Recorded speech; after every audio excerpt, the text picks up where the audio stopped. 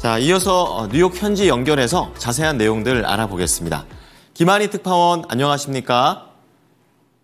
네, 안녕하세요. 네, 자, 주 초에 말씀을 해주셨던 고용 보고서를 앞두고 미국 증시가 확실히 갈피를 못 잡고 있는 것 같아요. 오늘 하루 흐름 어땠습니까? 네, 뉴욕 증시 3대 지수가 혼조세를 이어갔습니다. 엇갈린 고용지표 속 서비스업이 호조세를 보이며 지수별 움직임이 달랐는데요.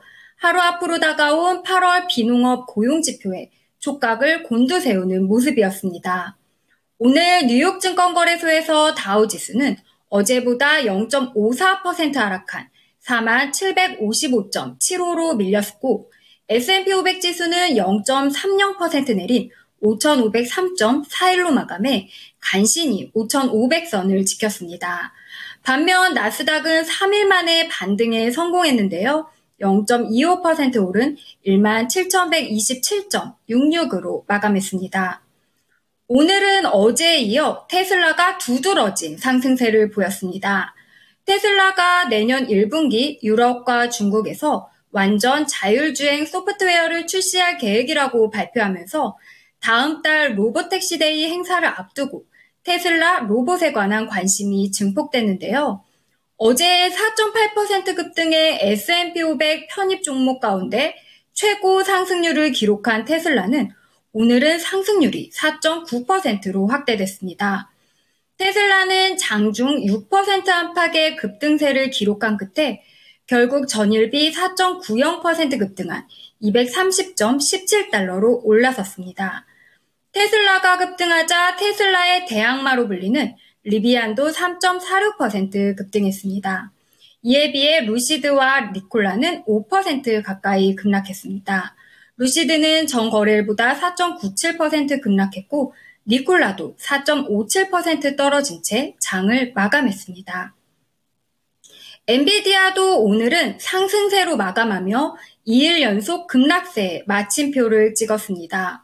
화요일 9%, 어제 2% 넘게 급락했던 엔비디아는 오늘만큼은 막판 매도세를 피하면서 결국 0.94% 오른 채 마감했습니다. 매그니피센트 7 종목 가운데 유일하게 마이크로소프트만 약세였습니다.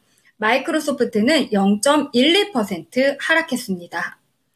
증시 변동성이 높아짐에도 불구하고 굳건하게 시가총액 1위 자리를 지키고 있는 애플의 경우 0.69% 상승했는데요. 애플 하청사인 대만 폭스콘의 분기 매출이 증가했다는 소식이 이 밖에도 조 바이든 미국 대통령이 매각을 막을 것이라는 보도로 전날 17% 폭락했던 US 스틸의 경우 오늘은 2.01% 상승했습니다. AI 서버 업체인 휴렛패커드 엔터프라이즈는 기대 이상의 분기 실적을 발표했음에도 6.02% 급락했습니다. 네, 앞서서도 간략하게 말씀을 해주셨는데 경제 지표가 또 이날 방향성이 없는 가운데 쏟아지는 모습이었습니다. 세부적으로 어떠한 지표들이 어떤 결과로 나왔나요? 네, 오늘 발표된 경제 지표들은 엇갈린 신호를 보내면서 투자자들도 방향을 잡기 어려워했습니다. 고용 지표부터 다소 엇갈리는 흐름을 보였는데요. 먼저 오전에는 미국 고용시장 둔화를 알리는 시그널이 또다시 확인됐습니다. 미국의 민간 부문 고용이 3년 반 만에 가장 적게 늘어난 것으로 조사되면서 고용시장이 점차 둔화하고 있다는 징후가 커진 건데요. 민간 노동시장 조사업체인 ADP에 따르면 8월 민간 부문 신규 일자리 고용은 9만 9천 건 늘어나 2021년 1월 이후 가장 적었습니다. 전망치와 전월 모두 하회하는 수치였는데요.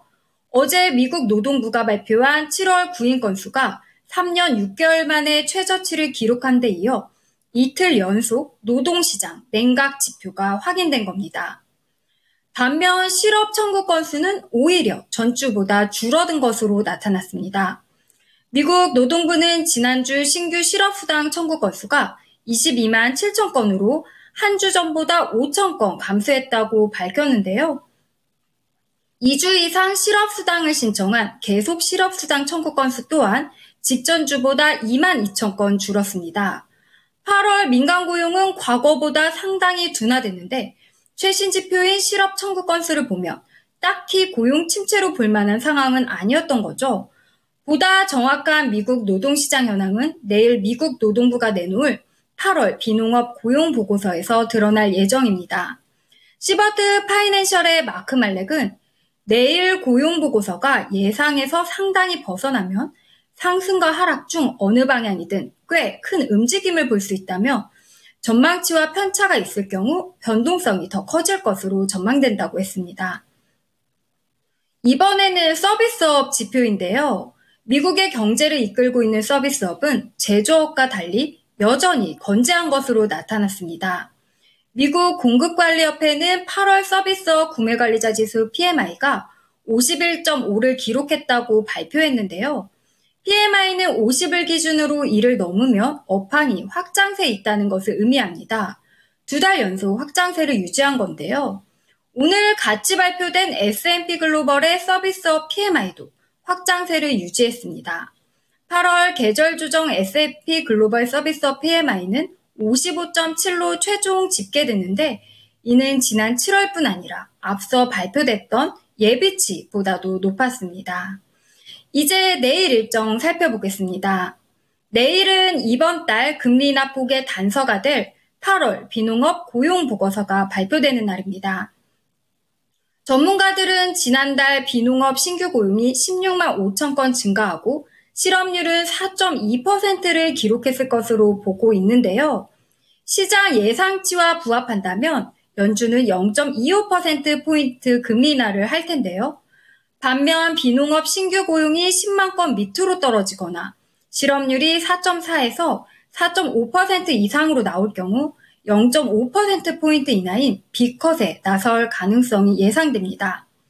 고용 보고서 결과에 따라 변동성도 커질 수 있는 장이 될 수 있겠죠. 이 밖에도 존 윌리엄스 뉴욕 연은 총재 연설이 예정돼 있습니다. 네, 말씀을 해주셨던 대로 고용보고서에 따라서 베이비 스텝이 될지 빅 스텝이 될지 계속 팔로우 해보도록 하겠습니다. 오늘 말씀 감사합니다. 네, 감사합니다. 지금까지 모닝인 뉴욕이었습니다.